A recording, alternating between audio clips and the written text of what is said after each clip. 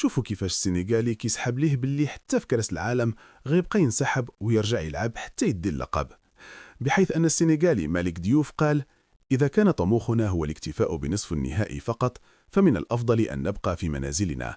نحن أمة كروية كبيرة، نشارك في كأس العالم من أجل التتويج باللقب.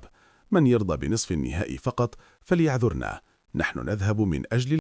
شوفوا كيفاش صفحة جزائرية حكومية كيتابعها الملايين كتسرق صور أشغال ملعب بن سليمان في المغرب وكتنشرها عندها وكتقول أنها صور أشغال ملعب بشار بالجزائر.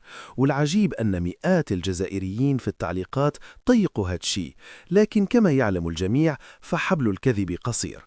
هذه السرقة غريبة، خصوصا وأن السارق هي صفحة مليونية وموثقة، بل ويقال صافي جا رسمي.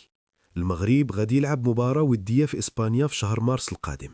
رئيس الاتحاد الإكوادوري لكرة القدم أكد بأن منتخب الإكوادور غادي يواجه المنتخب المغربي وديا في شهر مارس في إسبانيا، علما أن الجامعة اختارت الإكوادور لأن أسلوبها كيشبه نوعا ما منتخب البرازيل اللي غادي يواجه المغرب في كأس العالم.